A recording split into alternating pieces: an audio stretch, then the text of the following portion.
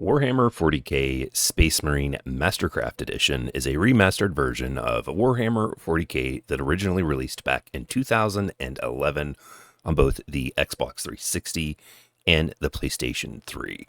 Now, coincidentally, about a year ago exactly, I covered the original Space Marine on the Xbox 360 before the 360 storefront closed. It was one of the last games I bought, and I have a full video on it there. In this video, though, we're going to go ahead and, since every video is somebody's first, I'm going to go ahead and summarize the core gameplay and the story and talk about just some of the differences between the Mastercraft Edition and the original console release.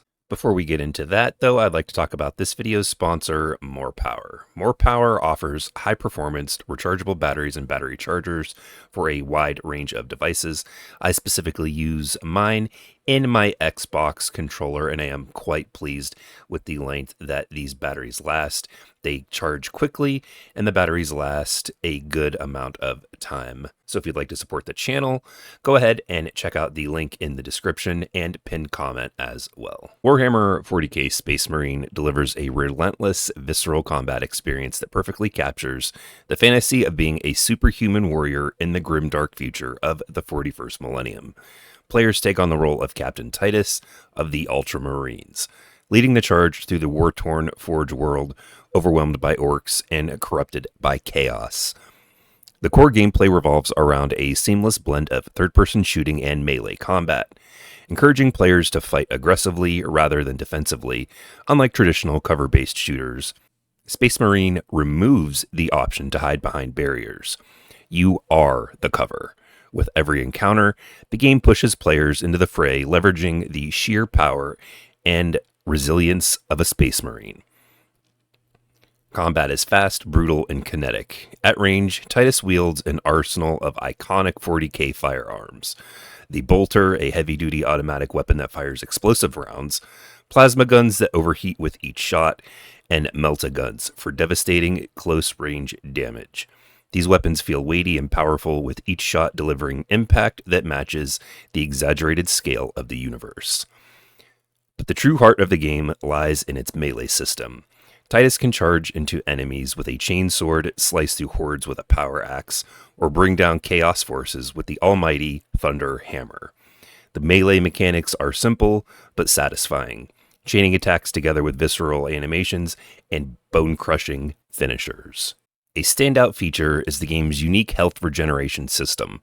Unlike most modern action games where health replenishes over time through consumables or by waiting for regenerative health, Titus's health restores by stunning enemies and performing violent execution moves. These brutal takedowns, often involving decapitations, dismemberments, or crushing blows, not only reinforce the brutal tone but also force players to stay close to the action.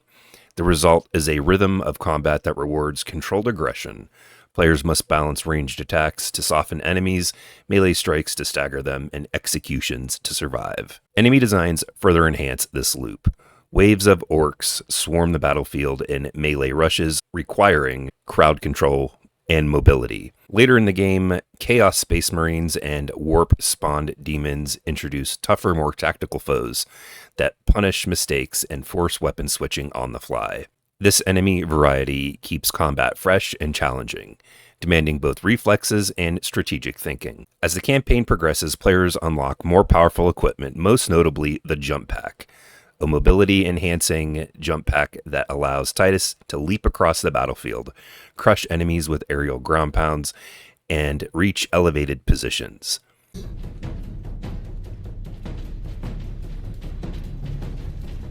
Yeah, these are some of the coolest sections Whatever of this you're entire doing, game. Captain, keep at it. The Greenskins are swarming your way, leaving our path open.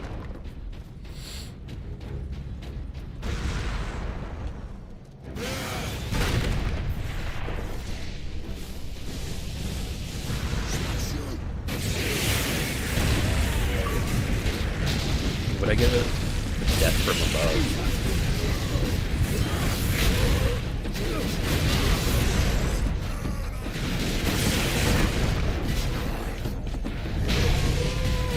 These moments inject verticality and spectacle into the otherwise grounded combat. While the level design is largely linear, environments vary from industrial manufactorums to underground cathedrals to war-ravaged cityscapes and warp-tainted strongholds, each offering distinct pacing and combat scenarios. Overall, Space Marine's core gameplay is built around momentum, brutality, and the power fantasy of being a one-man army.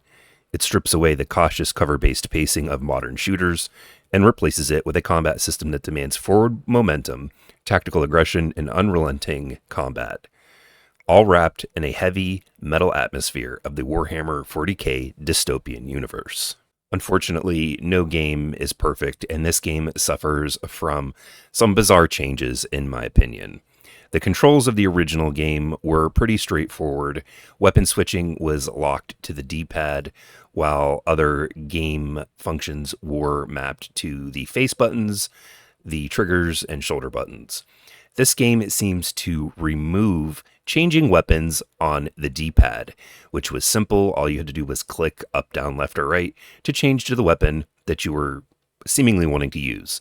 This game requires an extra step that requires you to hold down the left bumper on the controller while using the left analog stick to select the weapon that you want to use. And while generally that would be okay, the left analog stick is used to move the main character, to move your multiplayer character, and can result sometimes in weapons not switching or moving the character while you're trying to switch to a different weapon. It for some reason combines these two, and it is most certainly a more cumbersome mechanic than it was when it was just mapped to the D-pad.